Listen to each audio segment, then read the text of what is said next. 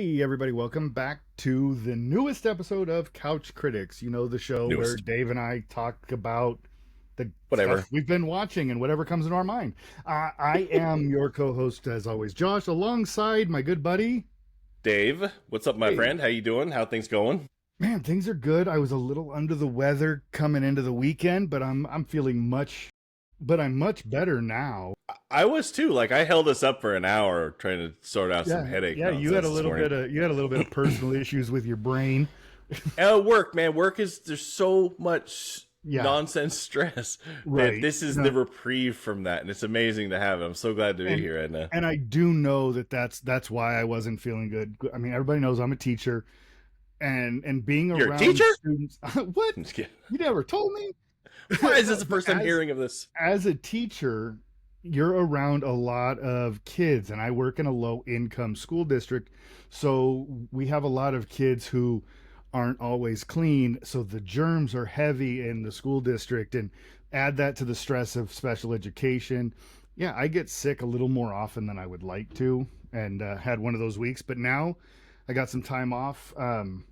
This is coming out in early 2026, but it's actually Thanksgiving, coming up on Thanksgiving week right now as we How was your record. Christmas, my friend? My Christmas was so good. Like, we I'm haven't already even looking we forward to haven't the even next one. I haven't even had turkey for Thanksgiving yet, which Not I'm yet. skipping turkey. We're going to do steaks this year. But Are anywho, you? I digress. I But yeah, no. So, it's a but new year, yeah, my friend. yeah. But That's no, good. I mean, this is the highlight of the week. Getting to sit down and just kind of goof off and talk about the stuff. Yeah. We both, I think maybe more me, but we have a bad habit of sharing too many fun stories or stories that would be great for the show off Yeah. air. And I Yeah. started doing that again today. Yeah, we were just talking, so let's rehash. So Let's do this. this conversation in our just hey shooting the shit, pardon my language. How you doing? How's everything going? You were like, hey, I watched this great YouTube thing on finales that went against the concepts of the show, and I said, well, this is a fantastic topic. Why are you Yeah, wasting? what? Material, my friend. I'm just Right. kidding. No, It is content, and it is. content's my least favorite word in this whole thing. But anyways, Yes. as you were saying, you were talking about So Seinfeld, right? the YouTube video, I don't remember all of it. It was a top 5 list of TV shows whose finale went against everything the show stood for. They mentioned a few shows. I know Dexter was one of them, but the one specific was Seinfeld. How Seinfeld was this show for 9 seasons about nothing. No character growth. These people never got any better. Their lives never changed. They just kind of went through lives kind of as it's all sunny level despicable, but they weren't great people. Like, these are kind of bad people, but they don't grow, they don't change. And Self-centered then sociopaths. yes, and then the final episode, they end up in jail. They end up getting this whole comeuppance for never having grown, never becoming good people. And that does, like, by the letter of the statement, it does go against everything that the show was about, but it also ends the show with this great point that without growth, without learning from our circumstances and the things that we go through, it can't get better. It's only going to get worse. And they end up in a really bad place at the end. And I think it ended up being, while true to that idea, it was a fitting and good ending to that show, is what I was So, saying. What are your thoughts? a couple of thoughts. First, I'm never gonna forget, and I've mentioned it before, and everybody knows, the very last line on Seinfeld is the exact same line that was the very first line in the very first episode in the pilot, which is just in itself a great bookend. That's brilliant. Yes. But also, I bet if you asked Larry David, Jerry Seinfeld, or anybody on that show, what the moral lesson they were going for, they'd probably say, "What?" I don't. I think there are shows that maybe don't need such deep analyzation. By the same token, I also happened to watch something about finales myself on my own accord. This is just happenstance, but about how Breaking Bad's finale was one of the best finales in Yeah. television history. Now, there's a bunch of YouTube videos. They're brilliant. Some are brilliant, some are not. I loved Breaking Bad so much. The finale I thought was absolutely perfect to close out something that we were all so emotionally invested in. And this YouTube thing breaks down each reason why, each scene, closing up Yeah. storylines, giving us everything that we wanted, and I think it really accomplished that. Better Call Saul also did that, but of course got zero recognition. Anyways, and then there's another one about Ozymandias, which is, I still think, the only 10 out of 10 rated episode of any television show on IMDb or whatever. I also think it's one of the greatest pieces of television film ever done. Yes. It's brilliant. It's fantastic. All those things. And it breaks down all those reasons why. That show seems to me more worthy of kind of a deep analysis than Seinfeld. But again, I had loved Seinfeld. But I think the superficiality of it, I think, is why I like it so much. Does that make sense? Yeah. You know what I mean? Oh, yeah, absolutely. And that episode, I think, gets unfairly maligned because of Ryan Johnson, and it's looked back on less favorably because, like, Star Wars fans hate him. They say he ruined Star Wars. I happen to think his is the only Star Wars of the new ones that had any redeeming qualities to it, because he took a dark turn with it and tried to expand the characters. What did he do? 2 or 3 episodes of Breaking Bad. His are the ones that are he did the lowest lowest rated and then the highest rated. Yeah. He did Fly. But both of his were highly important to the story and to solidifying what was the tone of the show, because it did go through some tonal changes. It got darker. It got more serious. It never. So he was part of the pivoting into new stories, and I think it's super important. But everybody hates on Ryan Johnson for some reason. Yeah, I don't get it. Speaking of Ryan Johnson, he's got a big movie coming up. A Glass Onion, the third Knives Out. Whatever it's I can't remember what it's called, but it's I know that by the time this airs, it'll be streaming on Netflix and I'll have watched it. But yeah, it's coming. It's coming. You remember when we watched that theatrical run? I know a couple of people that I follow on the interwebs that we follow through Real Talk. In LA, they had some early screenings. Oh, how's the reception? Good? Yeah, I mean, it was Doug Benson, so he was high. Oh, yeah. No, but he's like, I couldn't follow any of this. Yeah, he does. He watches a smart a guy. lot. He's a very smart man. And Ryan Johnson is a really intelligent, really good storyteller. So it is going to be good. Is it going to live up to Knives Out, or is it going to fall below Glass Onion? Who knows? But it's going to be worth watching. Yeah. I mean, he has a lot going.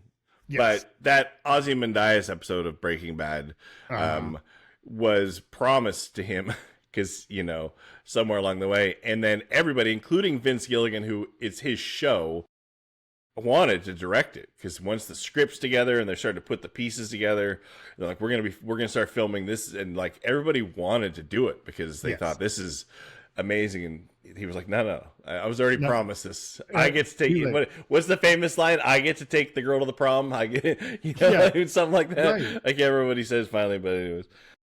So all that being said, that was our conversation. Awesome. What have you been watching, my friend? What have I been? Man, I watched quite a bit actually this week, but I'm going to focus it in on a couple. One that we actually talked about on the show last week is the documentary Remembering Gene Wilder. Oh yeah, how was it? I finally got into watch Remembering Gene Wilder. Directed by Ryan Johnson, right? I'm just kidding. I wish. Michael Cantor directed it, but it's got all of the usual interviews and everything. And one thing that I noticed, so we talked really fondly. We both loved the John Candy doc. John Candy did a lot in his short life. Gene Wilder did a lot more in a much longer life. So this, while it is good, it is heartfelt, and it's great listening to all these little stories, they try to fit a 60-year career in a 90-minute movie. And spanning multiple things. He's an author, a playwright, he's a comic, he's an actor, he's a director. Like I want to hear the story about his initial thing. So he grew up in, I want to say Milwaukee. He's from Wisconsin. And growing up, he goes to college and he learns and he starts to act and he loves it. He was not a comedic actor. He was a Yeah. serious actor. He was doing all serious roles. He was doing serious parts in plays. And then he somehow got hooked up with Mel Brooks for producers. And that Yeah. kind of changed the not the Everything. strategy, the it changed his life from then The on. He became, trajectory of his career, thank but it you. also changed the trajectory of comedy in general. Absolutely, absolutely, That pairing. and everybody talks about Mel Brooks at his parodies and everything, but what this doc did do an absolutely fantastic job was focusing in on Young Frankenstein. That is not really a Mel Brooks movie. That is a Gene Wilder Yeah. movie. Gene Wilder Yeah. wrote it, but he Mm-hmm. was not big enough yet to be able to direct it. So he said the only person that can is Mel Brooks. So this is not a Mel Brooks idea. It is not Mel Brooks doing anything. It's Mel Brooks' name. It's Mel Brooks bringing in the right people. But this is a Gene Wilder story. So they do a really good job going into that. Um, so there is some great stuff, but I wanted more of his early life. I wanted more of the Gilda Radner stuff. Um, Right. but they did do a really good job. One thing that I really like that they did is um, Gene Wilder wrote and narrated his own autobiography. Not his own autobiography. That, it's the same thing. He wrote and voiced I'm with his you. I'm with you. autobiography, and in that they use quotes from his autobiography, him talking, Oh, as or the that's overlay. cool. And I Yeah. thought that was really a great thing to do because it adds, because it's They did several that with years after he's they passed did that away. with the Bob Evans one too, didn't they? I Oh, think the they kid did stays that in the with picture. Yeah, with the kids yeah, in the picture, and that's basically the same thing. yeah, So you're getting yeah. this smarmy Robert Evans Right. voice But you're getting, talking like a douchebag, no, but over the yeah, douchebaggiest moments in that, you yeah, know. and just the exact opposite. You're getting his heartfelt remembrances Yeah, of these heartfelt moments. moments in his life. So, is it worth watching? Absolutely, especially if you don't really know Gene Wilder, because it will Right. give you the broad Who perspective. doesn't know Gene Wilder? I Right, mean, I guess maybe the kids now, but they would still right. think of, they would still probably have seen Willy Wonka, although it might feel Yes, and that dated. right. They might Willy only think Wonka. Johnny Depp. God, that's weird if they just Ooh, thought Johnny Depp. I hope not. And I Or don't want I'm to take anything sorry, away or from the Johnny Depp, kid, what's but his name? Freddie Timothy Highmore, Timothy Chalamet. Timothy Chalamet as the Wonka. Yeah, Like if that's that's all probably what. that's your reference point. Ugh, that's. No, I'm check it. very But old. I'm I very like very it. old. I liked it. I didn't love it because there's so much more to his life, and it doesn't really even get into his writing his books at all. Doesn't Which even is the start to touch that opposite. So of where he would have wanted. well, yeah, because for years he kind of pulled back from Hollywood and he was writing, and he's an extremely creative artist in Yes, so many different, painter, um, writer. Hmm. yeah, Yeah. and talented all across the board. Yes. And yeah, I would see interviews, and I'd be excited, like, oh, a Gene Wilder interview on whatever something, and he would pretty clearly say like, "Oh, I don't want to talk about. I've already talked about Young Frankenstein. I've already talked about Mel Brooks. Oh, Blazing Saddles. We've already talked about that. I've already talked about these Richard Pryor. And I don't want to focus on the movies that I've done. Yeah. Let's I'm talk going to about talk the about this book." new And so thing. that's Yeah. what he wanted to focus on, and not Hmm. talk about stuff that everybody really want to hear. Right. It's kind of like when you go see a concert and you're like, "Hey, Nirvana, it smells like Teen Spirit," and then they're playing like About a You're like, Sun screw you. or I don't want to something. play You're that. like, "This is a good song, but come on, man, play the song we Yeah. all We know." want to hear the you know. song. Yeah. No, and that's absolutely right. Which is why to me that is a missed opportunity to at least give me 10 minutes highlighting that aspect of his life, because they kind of gloss over it. They tell you over and over again that he was a writer, an artist, a painter, a this, a that, but they don't give us any of the art, the paintings. They don't give us any of the books. Yeah, They yeah. just talk about the Hollywood of Gene Wilder. Which Well, is what I mean. It's what I'm most I get interested in, if I'm being right. honest.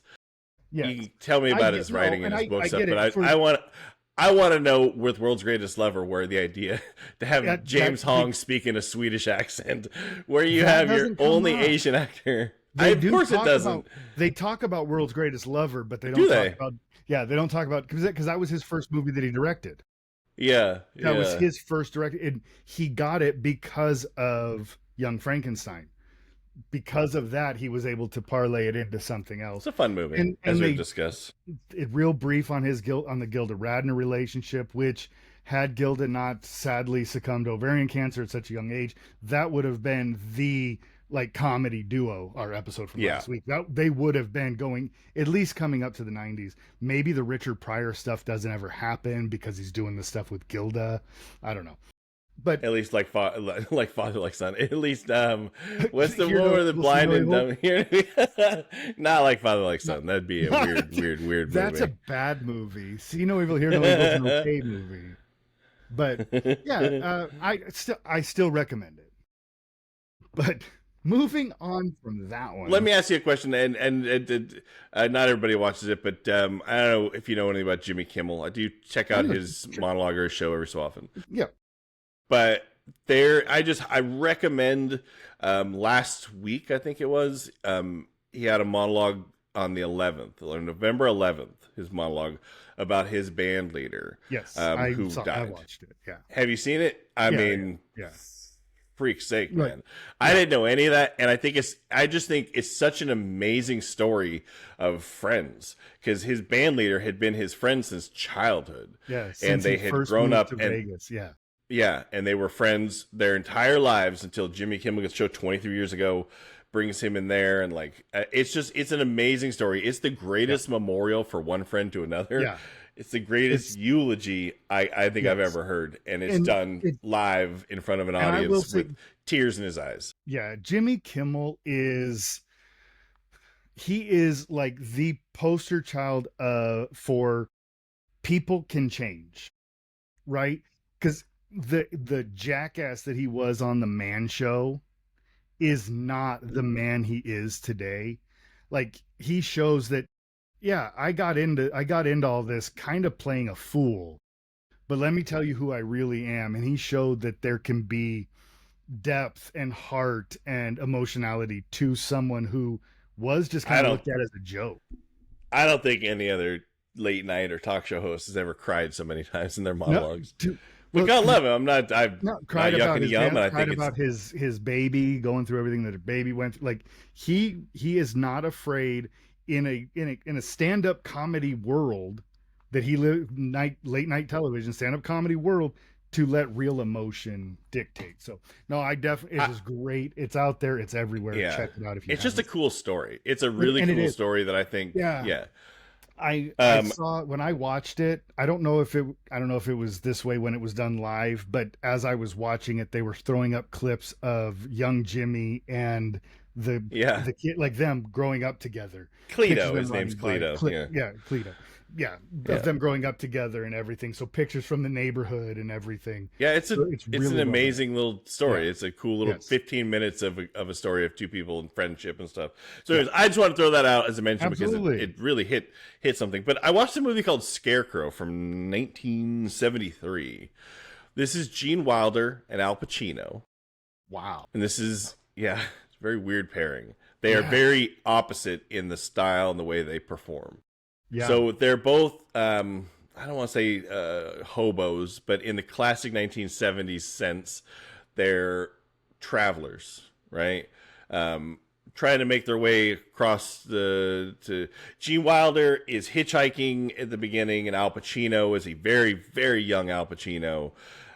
Is also hitchhiking, and they kind of like bump into each other. And Gene Wilder is the old grizzled You keep traveler. saying Gene Wilder, but do you mean Gene Hackman? Ah, God dang it. Gene Hackman. Yeah, see, you had me all Okay. confused. So, anyways, I was watching Being Hackman, right? And it was about his writing later in his career after he did.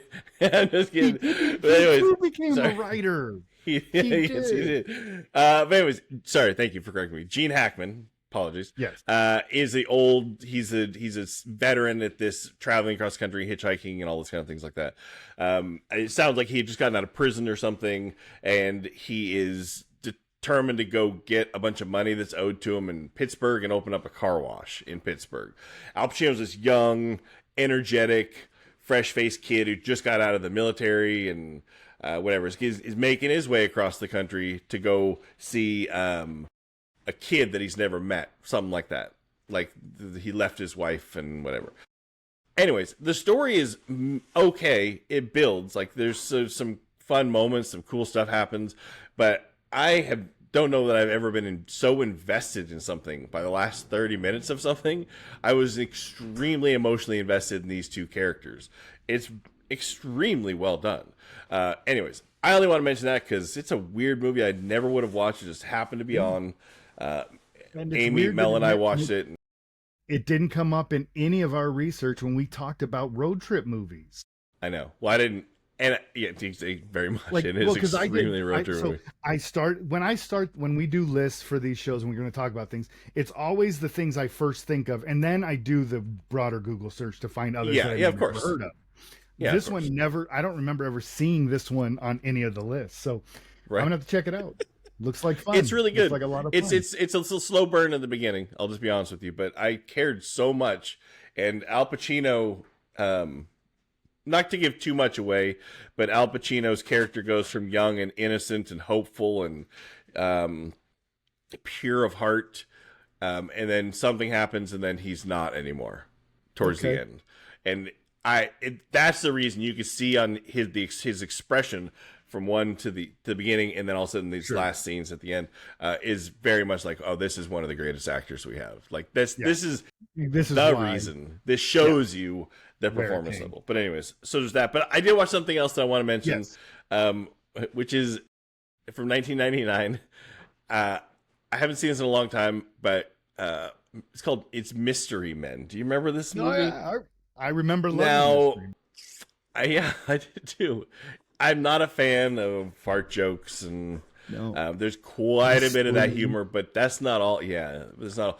But I love Paul Rubens, so even as he's doing it, I'm kind of making, and that was him making his way back, because it was this and Blow.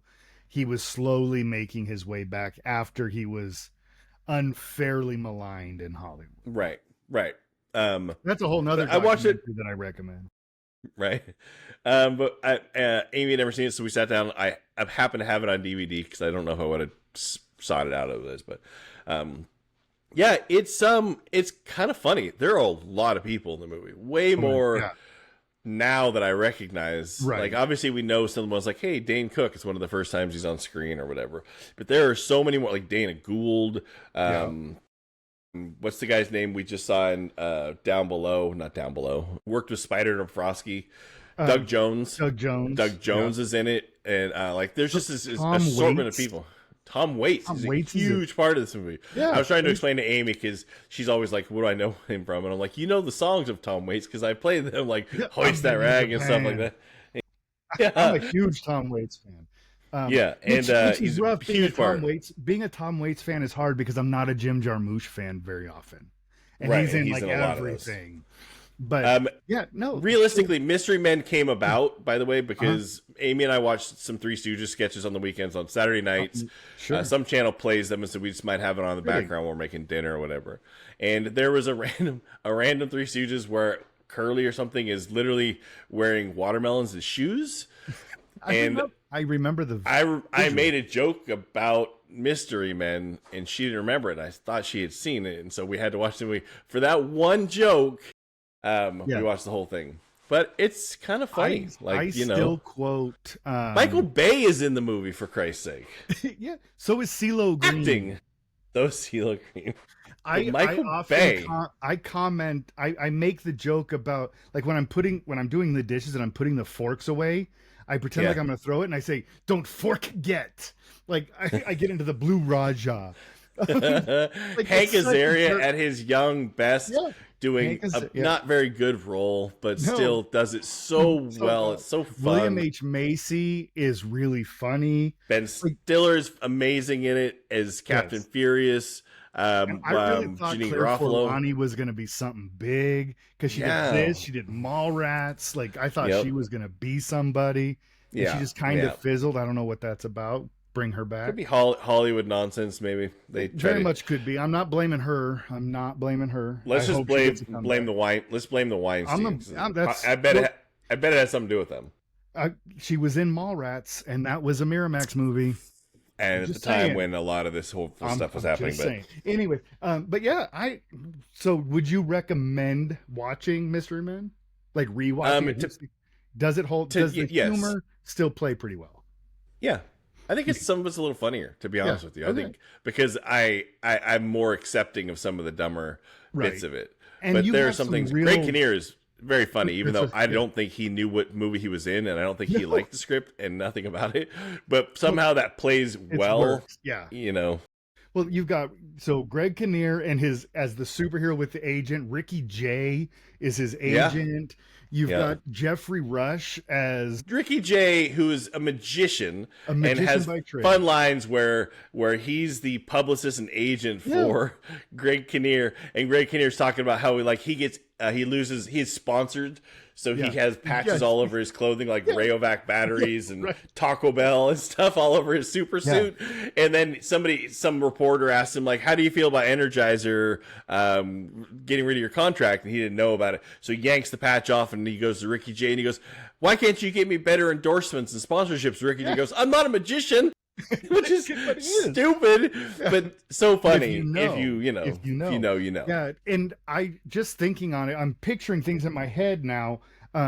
If you're what Eddie Izzard shows up in there, He's a big part of it. He's a huge part. huge part. He's Jeffrey like, Rush, for Jeffrey Christ's sake, Rush is the villain. is He's villain, the villain in the movie. Casanova Frankenstein. I don't know why. So Suddenly, I'm stupid. remembering everything about this movie. I Uh-huh. haven't watched this movie since probably the year 2000, but suddenly it's all Yeah, coming same. back. Same. I just remember the water, Jitney. and I can't remember the guy who trains him. Oh yeah, yes. Shoot, he's yeah, great. He was also in Powwow Highway, which I just recently watched. Yes, you did. It's Yeah. a native He's- actor, but He's great. But yeah, all right. I'm gonna have to give it a watch. Mystery Men. Mystery Men. It's a fun watch. There's so many things happening in the background. There's so many random small cameos in the background, like Michael Bay, for Christ's sake. Like, I'm not a Michael Bay fan. I don't know how he No. got on the Right. set. I don't know why he decided this Maybe would be the his time. He plays the frat. production company is in there? He's the head of the frat boys gang. Yeah. Where they're a bunch of douchey frat Yeah. guys. You know who else is in that gang? Ricky Rackman. Rackman of from Headbangers Ball. Headbangers Those Ball are the in two 120 notable minutes? people. Yeah. It's crazy. Oh, Ricky. But anyways, I wanted to mention that, and then I watched a few other movies, but I do know I watched a couple of movies specifically for we were gonna have a topic today. But what else have you been watching? So a couple that I would highlight. I watched a 2024 horror comedy starring Martin Starr called "There's Something in the Barn." It's kind of a Norwegian horror comedy. The story, he's remarried, so it's him and his new wife and his two kids, so she's the stepmom. I didn't know he got divorced. I'm sorry, I'm just fucking with you. Go ahead. They inherit a house in Norway, in this rural town in Norway, that has this old barn on it that they want to renovate and turn into an Airbnb, whatever. The acting is so bad. Like everything, it looks like one of the daughter, whenever she's delivering her lines, it looks like she's looking for cue cards to read. It's bad. Like the acting is poor. It's a cool idea. It's about this Christmas elf who lives in the barn and doesn't like bright lights, doesn't like change. So if you just leave things as they are and leave them in peace, he'll help you around the house and do things for you and be your friend. But if you start to make changes, you do all these things, then he becomes evil. Whatever. Not a great movie. I do not recommend it. But the one movie that I watched that I had never seen and I thought I had was from 1988. Bud Chew. I did. Bud the Chud. Starring Garrett Graham. No, I watched Vibes with Cyndi Lauper, Jeff Goldblum, Peter Falk, Michael Lerner. A bunch of people are in it, and it's actually kind of funny. It's cheesy. It's not good, but if you get a chance to watch it, it's Jeff Goldblum and Cyndi Lauper they're both psychics, and they go on this adventure to South America to try to find this mystical energy source. It's actually kind of funny. It's a good little time. It's 90 minutes. It's easy to watch. So What's I it called? recommend Vibes from 1988. But the last one that I really wanted to talk about was I think you've already seen it. You've talked about it, but it's 2025's The Phoenician Scheme. Finally sat Good down and movie. watched Wes Anderson's Phoenician Scheme. Um, I actually, so I was just trying to think where this falls in his list of movies, and it's a middle of the roader for me. It's not his worst, not his best, but the performances here specifically, and you mentioned every he keeps building this stable of actors, and then he always finds that one new person that you don't really know, and they Yeah. shows them, and that Mia Threppleton, who plays Mm-hmm. Light Liesel, is Mm-hmm. so freaking good. I had to research about her. So Liesel is it's a great character. She does a great job. She's got some great lines. Like when I pray, I just sit and talk to myself and then just do whatever I think God would do. It's usually pretty easy. Like she's a nun who doesn't really believe, but it's Right. there's a lot going on there. But Mia Threppleton has a very famous mother. Her mom is Kate Winslet. I did know that. I did look Um, that up. Yeah. I didn't know that until I had to find out who she was. And I guess Wes Anderson has always wanted Kate Winslet in a movie. It's just never worked out the right character at the So he right got time. her daughter. Hmm. So, hey, let's bring you in here. Kate But I Winslet's will son is also a director, a writer, director now because he's directing her in something new. So she's uh, nepotism, but bringing but their they have careers along. talent. They have talent. So I'm okay Mm-hmm. with it when they actually have the and Mia Threppleton. Threppleton is not the name you get famous on if you want to use nepotism. That's true. That's true. Uh, but I just wanted to call out the basketball scene with Bryan Cranston and Tom Hanks Yeah. is so goofy funny. Ah, God, I was chuckling through the whole thing. And it is very much a Wes Anderson movie. It's very symmetrical. It's very colorful and very funny, very awkward, very absurdist. But I had a Right. really good time with it. I watched it with Danica. We both liked it. I liked it a touch more than she did, but I'm also an old white guy. She's a young white girl. Um, old is the key thing here with Wes Anderson, but I loved it. I had a really good time with Yeah. Yeah, it's not the best thing he's done, it. but I No, definitely liked it a no, lot. it's not Grand Budapest. It's not Moonrise Kingdom, It but is not Grand Budapest. it's also I put it above. It's above Darjeeling Limited. Darjeeling Limit. It's Yeah. better for Which me. might It's be. better than Yeah. Bottle Rocket. Like Yeah. Bottle Rocket, I have an affinity for well, just because of Bottle what it was, Rocket. but I get Yeah, it. It's the least entertaining that of exactly. his. When taken for entertainment value, Bottle Rocket falls way down. I When think it's better importance in than a Isle of career, Dogs. Better than Isle of yeah, Dogs, it's a. which I I did think it actually was a like. little bit better than Asteroid City. Oh yeah, okay. Um, I liked Asteroid City. I liked Yeah, it, it but I might be think a this was a little touch better. better.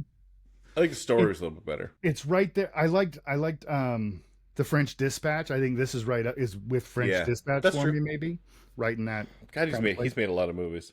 So But by the way, I'm such a nerd. I know this is coming out in November or January, but I watch a lot of documentaries, and for a couple like 2 years now, Ken Burns, the documentarian, Mister, has been yeah, teasing that his next thing was going to be on the American Revolution. The same thing he did for baseball, the Civil War, blues, all that stuff. He's doing the American Revolution, which I'm hugely fascinated by. You can tell that by the amount of times I've talked about the show Turn, which everybody should check out. That dropped last week, but it'll be like 2 months ago by right, the time this comes out and stuff. But I just wanted to mention the giant nerd that my wife and yeah. I tend to be, I because I'm extremely happy so to see these. yeah, I know I knew it was coming out, and I keep seeing on coming up on the algorithm are these clips of him talking about making it that I Right. skip because I don't want to hear anything. I want to sit down and watch it and then go search out those interviews because he talks about like the things that he learned while doing this. And Yeah, like yeah, yeah. I don't want to know I want to see it. I want it to unfold for me. But on the Did he flip give side, away the ending? Who wins? I don't know. I skipped it. Okay. I don't Yeah, want to know don't who tell me wins. either. I haven't seen I the last want episode yet. I haven't seen the last episode. I want to go on the ride with the director. I think the British might win. Ooh. We can take bets on it. But anyways, there was that. But it's really good. You know, in watching, because I only watched the first hour, I think, of the first one so far. But I watched them. To be honest with you, I pre-ordered and bought the Blu-ray set. As so you would. because As one does. but it's 12 hours. I'm not gonna be able to sit down and watch that before my DVR kicks it off. But in that first like hour or so that I watched, everything that I like about, because it's a lot of reenactments. Like they do a lot of those and a lot of talking heads and stuff, but it's so well done. But in that, like, the clothes are a little dirty. They're not tattered yet because it still seems maybe only early, an hour in.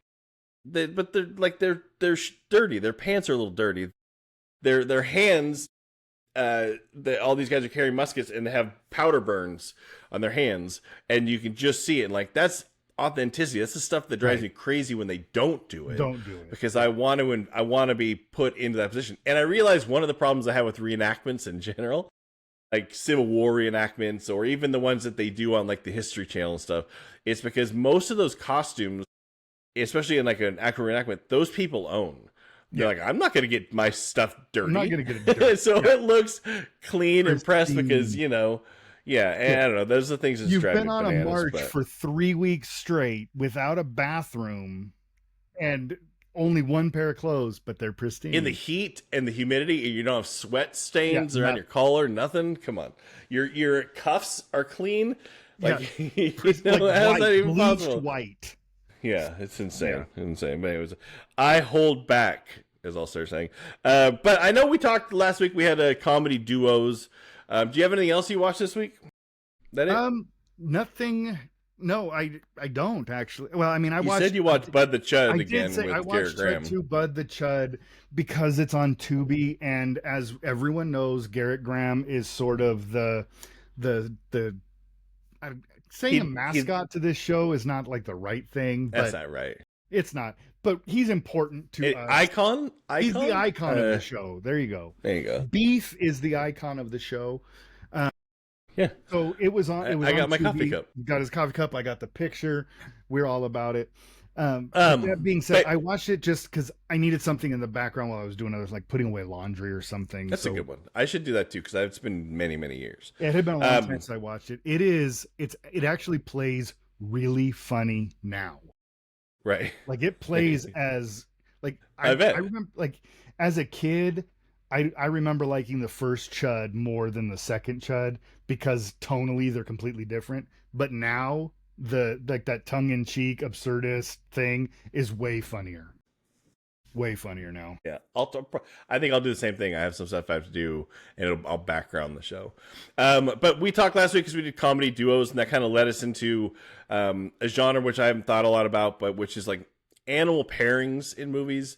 Famously, they did a lot for a long time. I don't know how much they're doing them anymore. I mean, it goes back to like Francis and the talking horse in the World War II movies. They made a bunch of those, all the way up to like Free Willy and Andre and all these other things. Mm-hmm. So anyways, I kind of came up with the idea, like, let's have a conversation about the animal pairing, some of the more famous ones, like, you know, Turner and Hooch or Canine or something. Yeah, and so I don't know. Like so when I started thinking about this, like, the first thing that I thought of is the originals in the silence was Lassie and and Rin Tin Tin, and you can get off in the weeds in those, and you can go way off in the weeds for sure. So I don't really want to talk about those, but you mentioned, are they still doing them? And maybe not as often are they doing them, but they are still doing them because, as friend of the show Boaz Yakin just did a couple of years ago, was Max.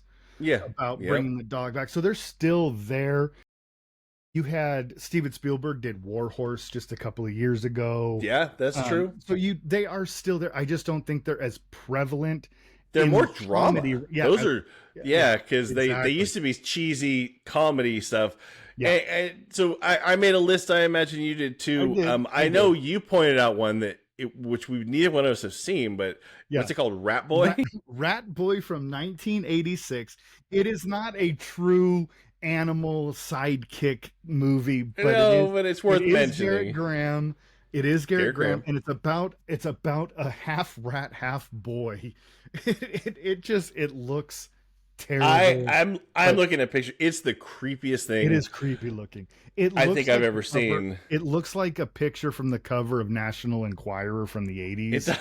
Like the Like Bat Boy, but Rat Boy. yeah, That's yeah, what they're probably going for. It's yeah, directed by Sandra Locke. yeah, Like, famously worked a lot with and dated Clint Eastwood and everything else. yeah. I don't know how much she directed, but No, my yeah, God, but man. and Robert Townsend is in it. Like, Huge cast of yeah, people. I think you Louis mentioned Anderson. Larry Hankin. Louis Anderson's in it, of all people. But it Yeah, is Rat Boy. I think Louis. right. It is, the images of this thing are insane. They're nightmare. I got to figure out how to watch this thing. It's something that would give me nightmares, Yeah, I think. if I am going to look for it after we're done today, because Goodness. I'm going to try to watch it this weekend, and if I find it, I'll let you know. But Right. But so we did find that one. But that being said, But we haven't seen that. I did find one that I want to look for back. It's a silent from 1921. It's kind of the first wild animal sidekick. It's called The Call of the North. It was, I guess, it was directed by the studio, but the credit went to Joseph L. Mankiewicz. Right. Call of the North, about a wilderness adventurer who faces harsh terrain and a dangerous encounter with a bear as he searches for justice. So it's like it's the earliest one that I could find, and it was using a trained bear in 1921. Call of the North. I've seen that. Have you? Yeah, I've seen that. So it's on. So it I found it. I got to check it out. But it's the one thing, because I have it. It also listed in my stuff as Cecil B. DeMille was one of the co-directors. If that's the same one, I think it was. They had It was. Yeah. It was a studio thing. Like all the studio directors were doing a scene or something. Any random silent thing I have to watch, even if it's not good. And by the way, the 1912 Cleopatra, which is like a stage play kind of, is so long and boring. It's the one thing I would tell everybody don't watch, but I watched 2.5 hours of it. I want the, what is it, 1917, 1918, the Theda Bara Cleopatra. I want someone to find it. I've seen the still pictures, but I want someone to find the actual movie. But that's a different topic. There are a couple of those Call of the North, by the way. There's a couple even in the silent era. So the one I've seen is from 1914 with Cecil B. DeMille. There's another one from 1921 and another one from 1924. Yeah. So it's possible that you were talking about different, but I'm sure it's the same basic concept. Same idea, yeah. But I mean, let's see the famous animal whatever movies and things like that, because we grew up in the 1980s, so we had this random assortment of Canine with Jim Belushi, which they made 3 sequels, I think. Turner and Hooch, K911, Tom Hanks, Turner and Hooch with Tom Hanks. Hot to Trot, and I just remember watching a what's it, Bob Goldthwait, in some interview, and somebody asked him about Hot to Trot, which, by the way, if you didn't know, Bobcat's doing the old style Bobcat with the goofy voice, all those kind of things. And some interviewer asked him about making Hot to Trot, like recently, 10 years ago. And he goes, why does everybody have to ask me about this movie? He goes, you guys don't talk to Tom Hanks and ask him about Turner and Hooch. Well, for what it's worth, I watched Hot to Trot last night. Yeah. And do you see why they bring it up? It is so bad that it's not bad in a good way. It's bad in a bad way. It's really bad. I don't remember the last time I watched it. Probably in 86, 87. It is extremely bad. It is, I didn't realize what a terrible actor Bobcat was, at least at the time. And I know he has this feud with Jerry Seinfeld. Jerry Seinfeld says that he can't act. He's not a funny guy. That's why he was doing the joke in his voice, everything else. It would probably have been Bobcat's first real starring role. Right. Because what did he do before this? Burglar, I think, came before this. And then obviously the Police Academy. Yeah, I think that's the 90s, right? I don't remember. I'd have to look. Yeah, I think it's the 90s. So Hot Trot's like 1988. So anyways, I sat down and watched the entire thing on Tubi. I don't recommend anybody else watch it. Don't do it. It's really bad. I mean, let me put it this way. The horse talks. I do think they're yanking on the horse's lip with a wire because it's really disturbingly, I think they say peanut butter, but I think that's just what they say when they're abusing animals. Right. Bobcat is so horrible in it. Virginia Madsen is in it. And as the love interest of all things, gorgeous as ever. Really miscast in this movie because she's way too talented to be in this. And Yeah. Dabney Coleman is in it. And he's the bad guy. He's the foil. Now, the funny thing is, the very first thing you notice about Dabney Coleman is he put on a big fake teeth thing where he has big, huge buck horse-like teeth that stick straight out. And I thought, is this a thing that actors like John Cleese did in Rat Race? Where they're like, this movie is so bad, I don't want people to recognize me. And so they're trying to hide their appearance because it's insane. Dabney Coleman in 1988 was a name. He didn't need to do, I mean, I'm sure the paycheck or what have you, but this movie is so bad, I don't know. People should be asking him what he thinks about it, and he should be fairly well commenting that it's for a paycheck. For the same and I don't reason mind that. everyone should ask Paul Rudd about Mac and Me, because he wants to talk.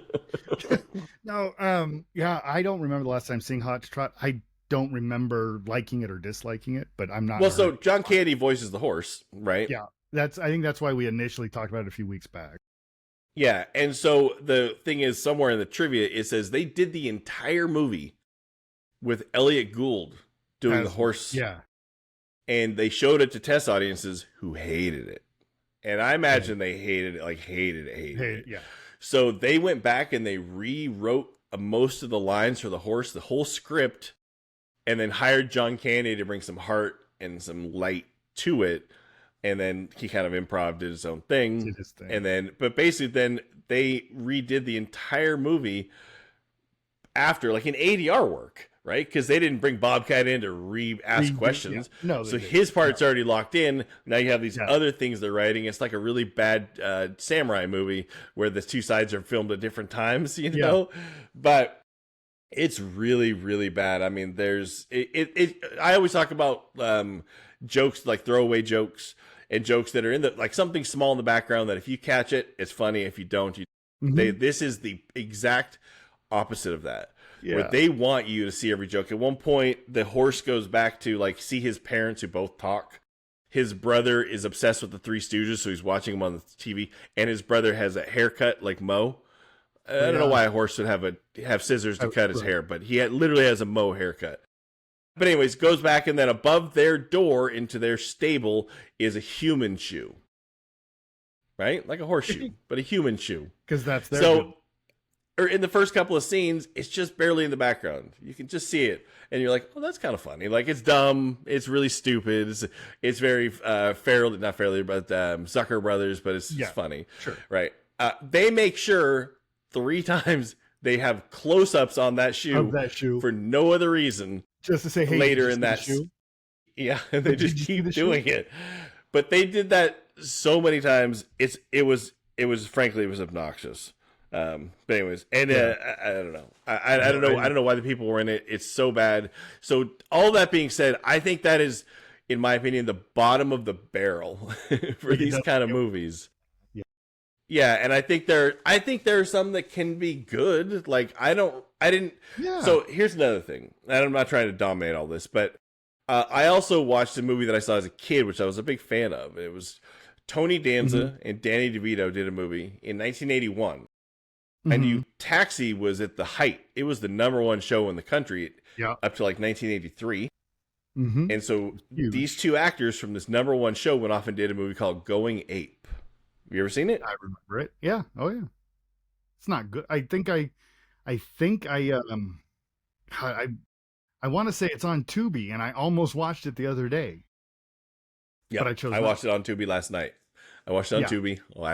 So that being said, I'll just tell you the very first thing to bring this all in a wrap in a circle is the opening shot of the movie is a very young Gabe Jarrett.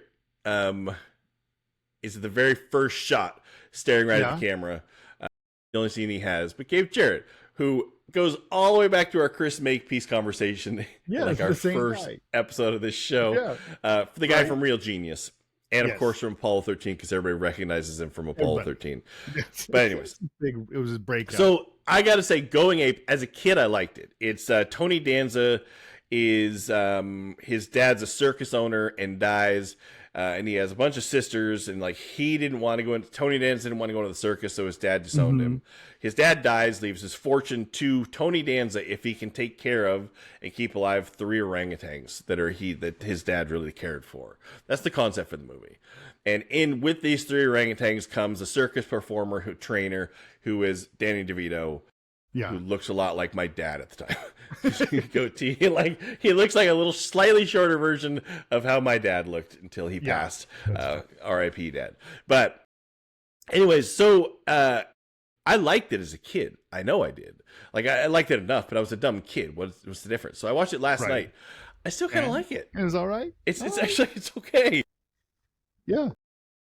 It's the opposite of Hot to Trot, which I watched first, where it's got some heart. It's very 1970s.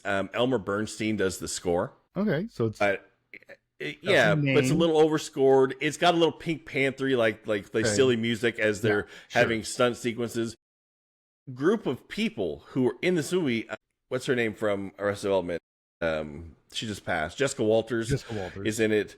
There's actually a pretty large cast of people and cameos in this movie. Now, think about it.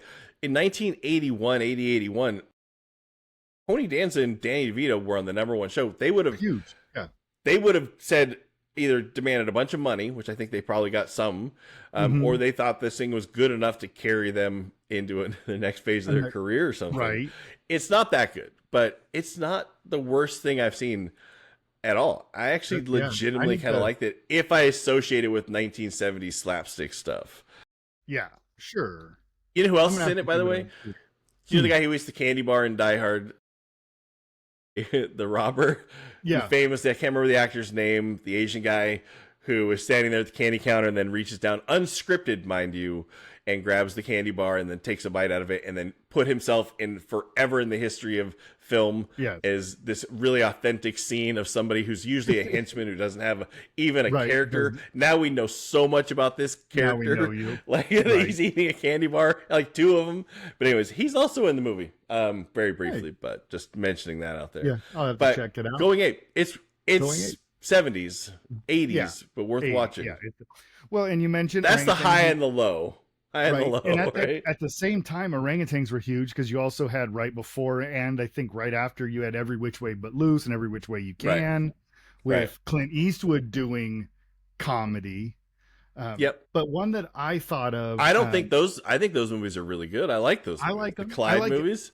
I like Every Which Way But Loose. I don't remember Every Which Way You Can. Any Which Way You Can. The sequel. But it's just fine. I do remember it's good. A very important movie from childhood was Old Yeller. Old Yeller was very impactful on me as a kid. Watched it all the time. But for me, the one that I really liked was we actually just talked about it not too long ago because I happened to watch it, starring Patton Oswalt's now wife, Meredith Salinger, and that's The Journey of Natty Gann. And she has the dog sidekick as she travels cross Journey of Natty Gann with Meredith Salinger and John Cusack. Yeah, I know. I didn't know there was a dog in the movie. I don't remember the movie that well. She has this wolf dog hybrid thing that she's protecting that goes along with her on the one. But one that I wanted to shout out, like that came out at around the same time as Canine, as Turner and Hooch. I don't know if you'll allow this one because it's not technically an animal, but Harry and the Hendersons. Yeah. You've got the Bigfoot creature. How do we know it's not an animal? John Lithgow and his family. How do we know it's not an animal? I don't know what it is.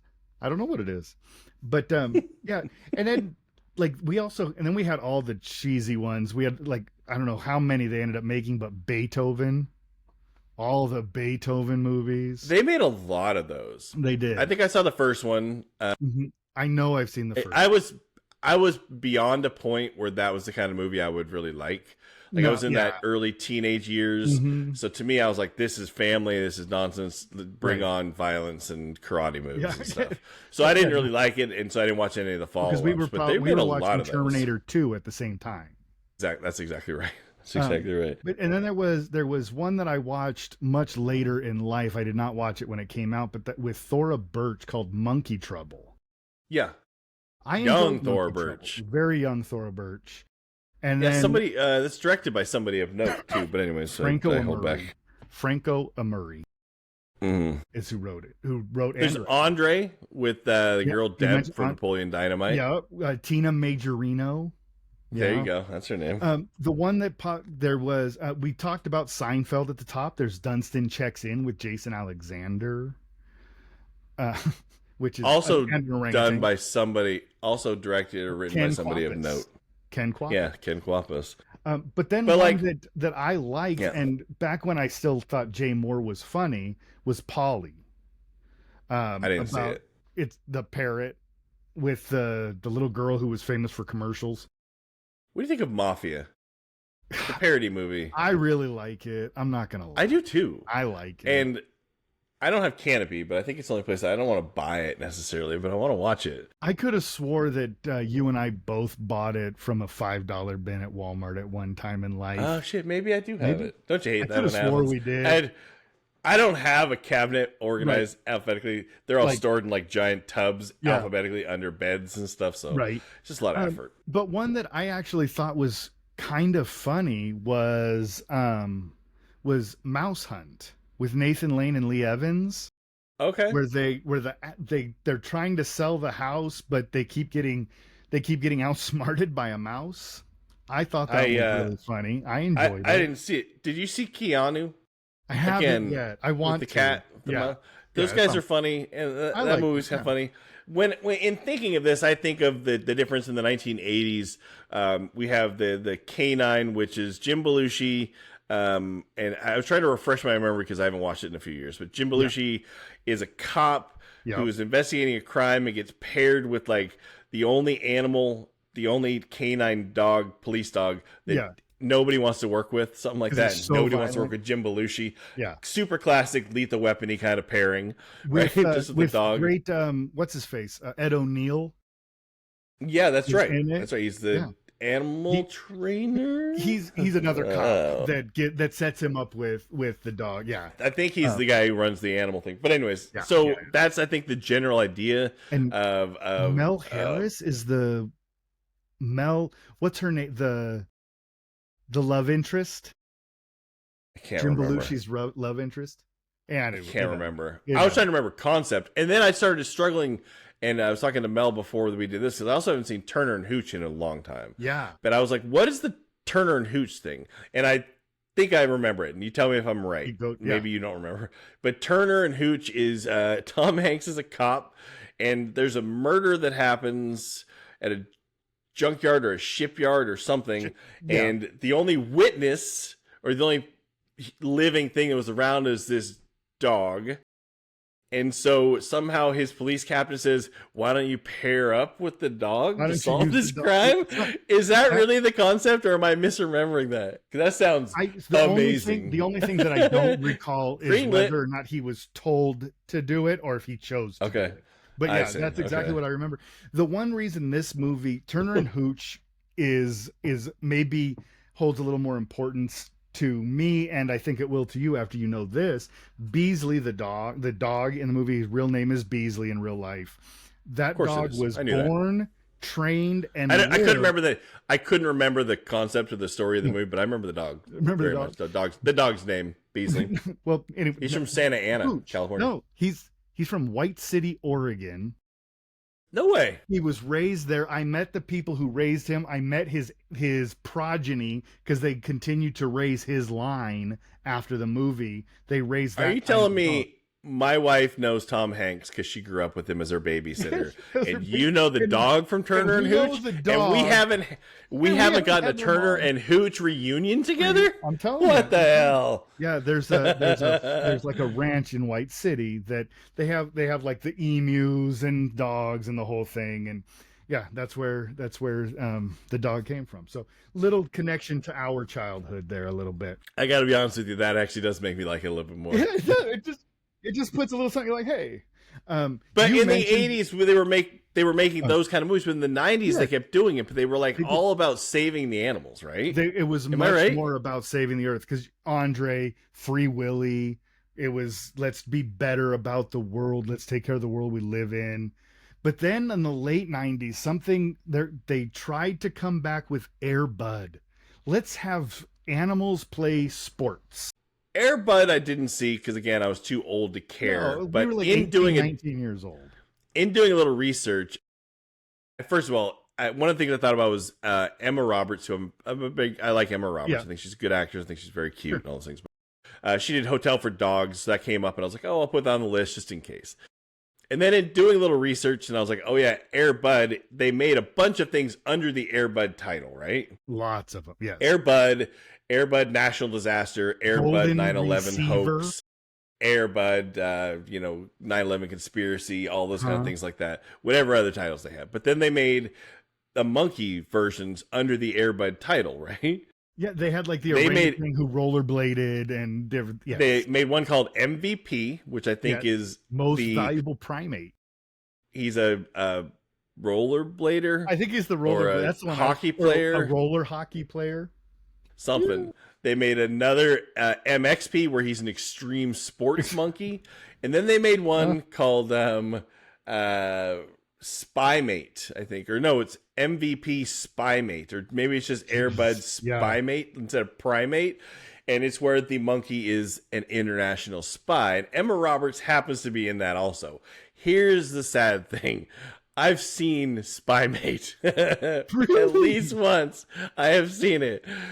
And it's that reason that I was watching it. It was just on. I was just watching it because it's so terrible and stupid that Amy always says I watch anything with Emma Roberts in it because she goes, do you just watch just her movies? Because she also said the same thing when Hotel for Dogs was on. It just happened to happen that way. I wasn't going out of my way to do it. She's like a little girl in this thing. But it's that brings up a trivia so question. Bad. That brings up a trivia question. What living actor has the most the most IMDb acting credits? Credits for acting? For acting in film and television, the most roles listed. Living, you're saying? Yes, living actor, because I don't want to get into all the millions of people that are no longer alive and have acting credits, but just living. I'm gonna guess James Hong. That's a great guess. It really is. But the reason that this brings it up is because you mentioned Emma Roberts, and it's Eric Roberts has 798 acting credits, but that's not the most impressive part. He has 798, but he has 94 upcoming credits between things that are completed, between filming and post-production. He has 94 films getting ready to come out. That is that's a busy guy. That is what you call a working actor. that is a lot. That's how he was in Spider Dabrowski's film. He was, and he'll be in the next one in his as well. upcoming movie, The Weeping, that we'll watch when it comes out. I don't know. You mentioned Emma Roberts, and I heard that bit of trivia the other day, and I was like, "Holy crap, an insane amount." He has 94 things in the works. Acting in the next 2 years coming up between pre-production and completed. Anybody who knows, if you go perusing IMDb and you look up Steven Spielberg, you're going to see like 15 upcoming projects that are in the works. Because he's a producer. Because as a director, producer, writer, they're always working on a bunch of stuff or there's rumors about things. As an actor, depending on your level, there might be a couple. But for the most part, nobody has more than 10 at the most. Like Brad Pitt might have 10 acting things in the works. 94. 90. Yeah, it's a lot. That's but 5-minute walk-ons in 90 movies. Yeah, it is. I'm showing up for 4 hours, and that's all you get me. But let me ask you: Did you ever see Free? Go ahead. I was going to say, did you watch the 1996 film Larger Than Life with Bill Murray and an elephant? I did. Well, let me ask you really quick before that. Did you watch Free Willy? Oh, yeah. You've seen it. I've never seen the movie. Yeah. You've never seen it? It's supposed to be good though, right? Yeah. Yeah, Yeah, the it's got a first good one. cast. Michael I Madsen's always great in heard it. that it was. I always heard that it's actually a good, heartwarming movie, but Hmm. not like that. It's an okay. Not want to say film, but a little slightly Yeah, higher level. Because I almost yeah, watched it before today, just for this, just to yeah. say like I've never seen it, I which is would weird. It's such an actually, iconic movie.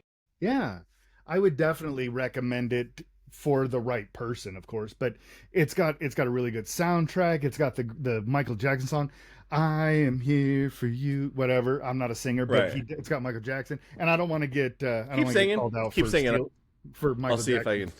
can. You can pick it up. Come on, we can harmonize. Oh, I don't think the Michael Jackson estate's very litigious with their I can't imagine. IP. Um, but it's got, like I But said, Jason James Richter, who I thought was a decent child actor. He kind of disappeared. But you have Lori Petty, Michael Ironsides is in it. Like, there's a lot of big cast people. of people. Yeah, and I it always is wondered because a good it time. seemed like a better version. Uh, One of the things that came up on this list was like a low rent thing. Is you remember Who's That Girl with Madonna? Like Huh? that's her and an animal, right? She has like a Yeah, tiger or something. She drives in a Rolls sure. Royce or Uh whatever. huh. That's on the low end of side of these Hmm. things. But Free Willy, I didn't see it, but I always in my head pictured that it was supposed to be a pretty astute, decent version of Dumbo, which happens to have an animal, even though it's the center of Yeah. the structure of it. The reason I ask that Hmm. is that there are some people who can carry a movie better than others. Maybe Turner and Hooch is better than Canine because Because Tom Tom Hanks Hanks is is a better than dramatically Jim better actor. Belushi. So to Yeah, answer your question about Bill Murray in Larger Than Life, I like that movie. I did It's too. him and an elephant, I right? didn't And like I Danny mean, Glover in Operation Dumbo Drop. I didn't either. But Larger Than Life is actually fairly good, and it's got to be, and because the subject matter's okay, he's Sure. funny, and this Yes. story's okay, whatever else, all that stuff. But Bill Murray is just a better actor. Like Yes. I just think And he I has more, taking nothing and I from think Danny like Glover. Danny Glover's great, nothing, but but much like Bill I Murray is think a Danny different. Glover can't handle the material in the same way Bill Murray can He's roll not with. gonna. Yeah, and then on like the other way, Bill Murray is gonna carry a comedy better than Danny Glover. Danny Glover's gonna hold his own if he was carrying a dramatic movie Right, right. because they're different humans. Not and that's taking nothing away from Danny Glover as a comedic actor, taking nothing away from Bill Murray as a dramatic actor. But they have their roles that they are better than just about anybody else. Is Bill Murray in Royal Tenenbaums? Of course he is. Yeah, And he has scenes with Danny Glover. yeah, Right? yeah. Because Um, he's Gwyneth Paltrow's bespoke bespoken. doctor Yeah, and husband. What a fun that's a movie. whole But anyways, thing. Bill Murray, I think can save it much. Again, that's the reason Free Willy came up was I always pictured in my head that it was a better version. That there are some decent Yeah, versions of this kind of idea. That just because you have an animal, like I think there are a lot of people, directors and people in Hollywood say don't work with kids kids don't work or with animals. duds. Don't work with chuds. I don't It's care. dangerous. Garrett Graham or not. There's no way. But saying that, you don't, it's a lower level to work with animals Yeah, or lower level to work. But I think that's partially true. it And is. we've shown in this list with Right. something like Hot to Trot is very much a lower level. Because here's the thing about Hot to Trot, by the way. Sorry to interrupt you. No, you're good. Is somebody went to film school. Somebody worked really hard to follow their dreams Yes. and they went and they worked as probably a grunt and then an associate producer on some Right. movies, and they worked their way up, and then somebody said, hey, do you want to try being an assistant camera operator? Then they're doing focus pulling where their whole job is just Yeah. racking the focus. They're doing all Yep. these things and they're working their way up, and all the time they're telling everybody like, I have this dream, I want to make this script, I have a movie Yeah, that I've this is been it. working with Yeah. for a long time. It's everything I've been working on for 15, 20 years. And I really can't wait to get it made. And then they work their way up, and then finally they get the right producer or something to say like, all right, well, let's see what you got. Do this. And Yeah. they put it out to them, and then it becomes Hot to Trot. And I think that's the Mhm. dream. That was Yeah. somebody's dream. Oh You yeah, know what I somebody mean? out there. I'm sure yes. it's been corrupted. I hope they didn't I intend for hope, that. yeah. Yes. But in the other end of that coin, there are heartwarming movies like Larger Than Life with Bill Murray or Free Willy Mhm. that actually not only they just happen to have an animal as the impetus for the story. Do you know? So, anyways, Right. but Yeah, again, is absolutely. it Bill Murray So that's the one I who's have making all that stuff happen? Yeah. So I have two things to go with that. So first, you talking about Hot to Trot, and did it get bastardized along the way? And I got to say that it probably did, because you had this original story, and there's at least one uncredited script doctor on it. Andy Breckman comes in, so you have all these other hands coming in. So The director tried to take his name. The director tried to get his name off of yeah, it, right? yeah. So He tried that very. somebody else's hands are in He didn't there. want his Yeah. name on it. Absolutely. Go And ahead. I can imagine why. Though the Hot to Trot, the connection um to Free Willy, Virginia Madsen is in Hot to Trot, her brother, Michael Madsen in Free Willy. But Yeah, Free Willy yeah, illustrates another point that I say all the time is that there are three levels of sequels. There are sequels that are good and they further the story or are better than the original. There are sequels that are fine, and then there are sequels that can ruin the reputation of an original. And I think that's where Free Willy 2 and 3 end up doing. You overdid the subject by making two more. That Free right, Willy, if we went out and just did a Family Feud, asked 100 people, do you remember this movie?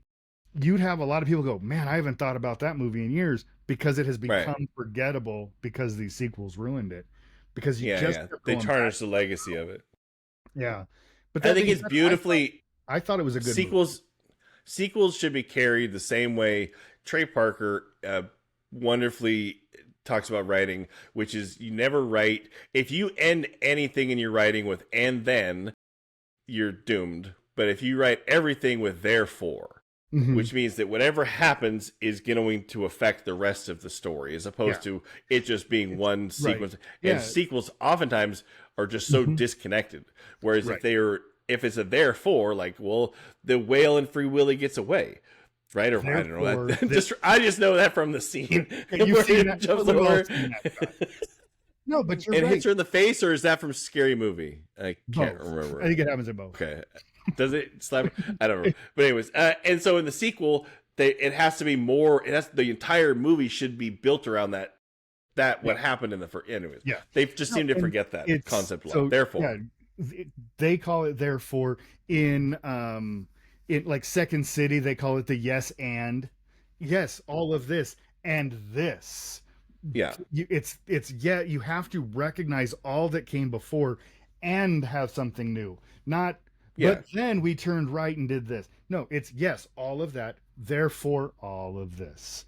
Otherwise, you And get movie 43, uh, and and that's that's a just terrible movie. that's a pile of turds right there. I But really wanted it to be good. I really I wanted. was thinking about this, and I thought Bill Murray can carry a movie. Bill Murray's got. Mhm. Speaking of credits, Yes, I'm sure he has an insane amount of I'm credits. sure. Yeah, And he pops up, and we all know the notorious stuff in Hollywood where he does everything via fax, and yeah, then only a handful of people have his actual phone number because he and all doesn't these other have a things. cell phone. He is landline Right. only, and The only people like he speaks regularly, like Aubrey Plaza from Parks and Rec, is in regular yeah, communication with him, which is she amazing has the to me. direct line. And automatically she's cooler than most people because she has that connection. Yeah, because she But has that. anyways, Yeah, Bill Murray, I think can carry stuff. But there's a bunch of movies I haven't seen. Most of them I think I have. How about we have a discussion on some of the best Bill Murray movies? Like I'd absolutely. be So up for that I'm because there's a looking at lot this there. right now. There's 100. So he has 110 existing performances. Hmm. That's music videos. That's direct to video. Yeah, So he's got 110 acting credits, plus 4 upcoming, which I'm sure are smaller things because he is mostly retired at this point. He just does little things that interest him. But yeah, there's a right. few on here that I haven't heard of that I'd love to take a look at. He was in Yeah, Meatballs with Chris Makepeace. that's really where this conversation gets Goes interesting for me, all the way around. because that's how we do. We like to go full circle. But Yeah. yeah, I want to go back. I want to look at some of that early stuff. I want to see if I can find clips of the National Lampoon Radio Hour. I want to see if I can find some of that stuff. You And so can. I can tell you because yeah, Drunk, Stoned, and Brilliant, the National Lampoon doc they did, which is so yeah, very well done, yeah, shows a handful of yeah, clips. But anyway, just on that. and it shows and I think it also has some of the stuff from the Ruddles Yeah, it has all that I stuff. actually don't know. I don't know what the Ruddles is. The I don't know Ruddles, why I act all like you, I knew what you were talking about. it's a TV movie they did. It's called The Ruddles. All you need is cash, but it's the same Okay. group of people. It was him with all them. Okay. But the one that I want to look for is the movie he did. It's Dan Aykroyd, Michael O'Donoghue, everybody called Mr. Mike's Mondo Video. Um, Oh, it's so it's you're getting um, if you it's Michael go O'Donoghue's parody of A really Dog's Life. Yeah, okay. but If you get yeah, really into the weeds, that'd be fun because you can educate me. yeah. Because I I'm gonna read give if it a you second. just if I got time to. the Amazon algorithm, yeah, you're off next week, right? Lucky. The Amazon algorithm is now started putting because I think I searched so hard for Roger Corman and for Eat Yeah. My Dust and never found it. So the algorithm has determined that I like these insanely weird, low Yes. budget Yeah, 1970s and 80s me movies. too. And I swear to God, if you see some of these titles, I've never heard of any of them. So And I don't a mean like I've movie, never even heard of this thing. a Roger Corman movie came up on my algorithm the other day, and I actually did watch it, and I regretted every minute of it. I wasn't even going to talk about it, but you brought him up. Roger Corman did this. He produced a movie in the '80s called Munchies, starring Harvey Korman and a bunch of people you've never heard of. It is so bad, but Meshack Taylor's in it. Roger Corman playing two roles in it, and his second role is just him with a really bad mustache and bouffant wig to play his twin brother. It's so stinking bad. I I've seen it. regretted watching it. Is it Munchie or Munchies? So this is Munchies, which is the first one, and then there's Munchie, and then there's a third one. Like they kept Yeah. making these movies. Ironically, I've seen this piece of shit. Sorry, It for my is, yeah, language. it's bad. It is really, It's very. really bad. I don't So, remember Roger Corman in it, but no, I guess I'll Harvey rewatch. Korman is in it, Oh, not Roger. yeah, It's a the Roger lead. Corman movie, Yeah. but it's got Harvey Oh, Korman, no Jesus relation in it. It's bad. Spelled with It a was C or really a K. bad. Yeah, it's bad. It's Yeah. really, really bad. I only So, saw. I think maybe I saw the second one. I think I did see the second one. I saw Munchie. I can't remember now. and then there's like Anyways, Munchie forget for it. President or something. I Like, just saw it's that. so I was looking at it. stupid. Oh, speaking of Or sequels, Strikes they didn't Back. need to make. Munchie Strikes Back. Well, that being said, I love the idea of Bill Murray, Yeah, let's do it. especially because as we are recording this, we are getting into the holiday season. This gives me an excuse to go watch Scrooged, Yeah, which links in hot to trot because it'll be Bobcat Goldthwait in a small role. very But, true. Better yeah, version of Bobcat. better. Bobcat is such a bad actor. If you decided to suck it up and watch Hot to Trot, which I don't really think anybody should, but Right. at least watch it for how bad his facial expressions are. Just watch his face. Like if you watch the Yeah. Three Stooges, just watch Larry. Yeah. Larry Fine in most of the scenes, even when he's in the background, is making faces that are actually funny. Yeah. I don't know if Bobcat thinks he's doing that, but it is very, very bad. But anyways, keep going. I didn't mean to interrupt you. Yeah. No, you're good. Yeah, I think that's where we're gonna start wrapping up all these shenanigans end and this moving thing. on to. So Bill It's a Murray, good one. great topic. I'm gonna see if I can't get some early feedback from the socials on Bill Murray. I'll send out a couple of Oh, tweets, yeah. not tweets because Let's I don't not. use X, I don't but- want to go entirely obscure. Let's not go No, I crazy wanna into get- the I weeds. I wanna want to get- keep mainstream. Yeah, I want to get people's favorites. I want to get people. I want to hear some of the listeners out there. If Yeah, you're for hearing sure. this right now, it's too late for you to comment because we've already recorded it 2 months ago. But no, I'll reach out. But I'll still reach out on comment social. anyways. You Yeah, can comment please. whenever. Right, but I'm gonna reach out and see if I can't find out Bill Murray's like, fax number and see if we can get him to come on see and if I talk can to get his us. fax number, but see what people out there. What's your favorite? What's your most underrated Bill Murray movie? What's your most overrated Bill Murray movie? Just to get some thoughts Right. and feelings get a temperature of the populace. But Yeah. yeah, so let's do that. Well, Okay, with cool. that, let's wrap up. Put a bow on it. Send it off to the editor.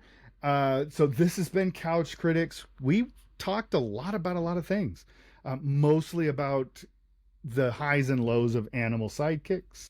If you like the shenanigans and the camaraderie and and the dialogue between Dave and I, and you want to join us, we are on the socials, Instagram, Threads, YouTube, TikTok at Real Talk.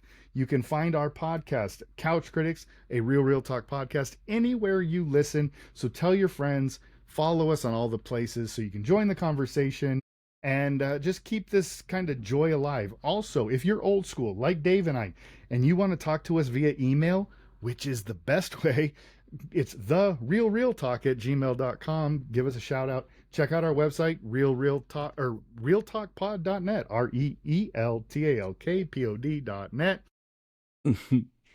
And Say something. Just say comment. Tell us we're doing okay. Yes, it makes this worthwhile. It makes this absolutely. worth doing. The just a little bit of that feedback lets us know that even one person besides Mel and Big Meanie are listening and care about what we're talking about, and it puts a smile on our face that keeps us going through the entire week.